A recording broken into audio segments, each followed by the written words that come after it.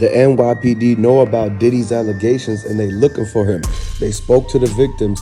They spoke with Tupac family. They spoke with Cassie's family. And now they come into an agreement on what they're going to do with Diddy. Let me know if you supporting Cassie, if you supporting Tupac, if you supporting the victims. And let me know if you want to get justice for everything, man. Hit the comment section, put the 222s, and make sure you like the video. Let me know what you think about Diddy and everything in this whole entire situation. Did he do it? Keefe D, he's been talking the whole time since he's been locked up. He told on himself and he's telling on Diddy.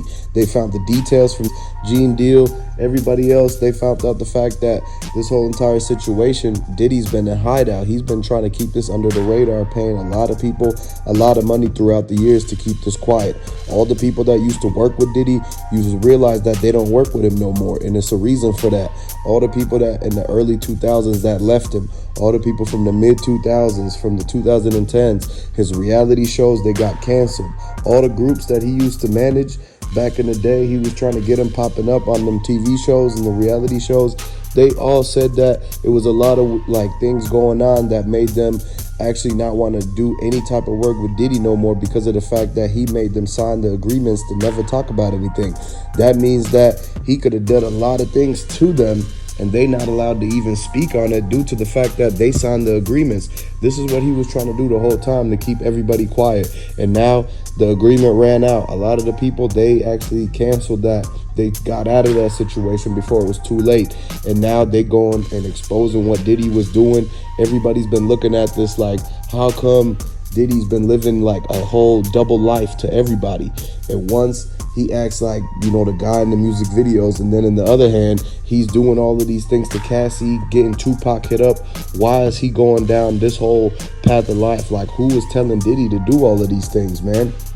And the fact that no amount of money that he could give to undo the wrongs that he did, he gave Cassie $30 million, and that was just to keep himself from getting locked up. Because when you read the allegations and the paperwork that came out from the whole reports from the DA's office, Manhattan lawyers, they released it, and it said that Diddy either had to pay the $30 million or he was going to have to do 20 years just for Cassie's situation, plus another 20 years for the Tupac situation, plus all the other people that keep coming out.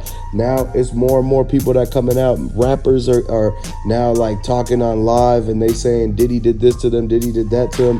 B5, Danity Kane, they all came out. Even that one dude, Dave came out and he's talking about the fact that Diddy was trying to get him on something, man. Orlando Brown, he came out and he talked about how Diddy gave him the oosh-gosh kabosh, man. A lot of people know what's been going down for the last 30 years, and now they finally been realizing that all of the stuff, all the stories they heard, they actually might end up becoming true, man. Everything that's allegedly been said, like the fact that he had Cassie all chained up to a whole pole in the basement, in the cold ground on the concrete, and he had the lights off and everything like that.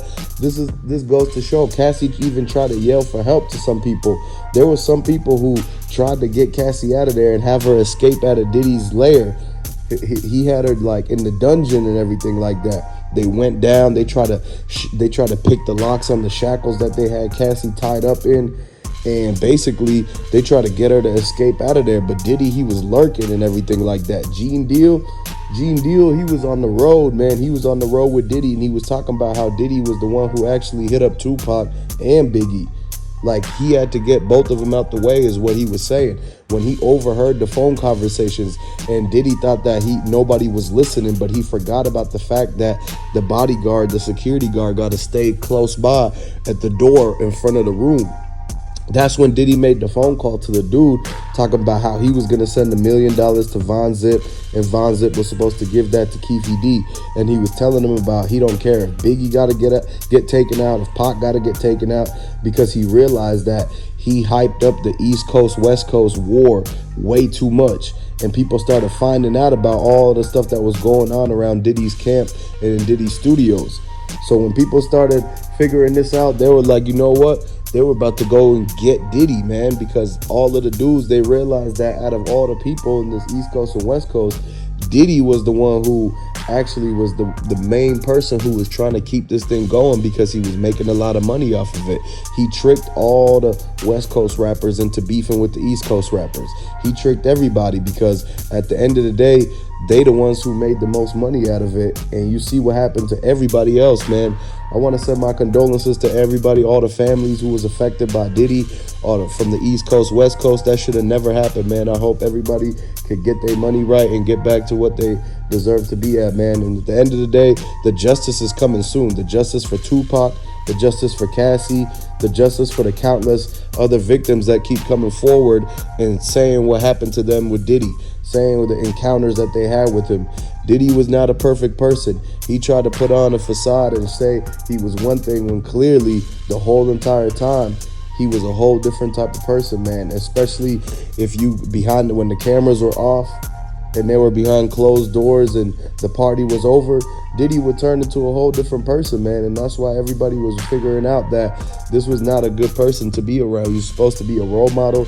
He had all that money, but he let it get to his head. He got greedy, he got envious and jealous and everything like that. This is why he kept trying to like threaten Cassie's friends, like the guys that would do features with her, the people that was supposed to be taking her around, her bodyguards and everything.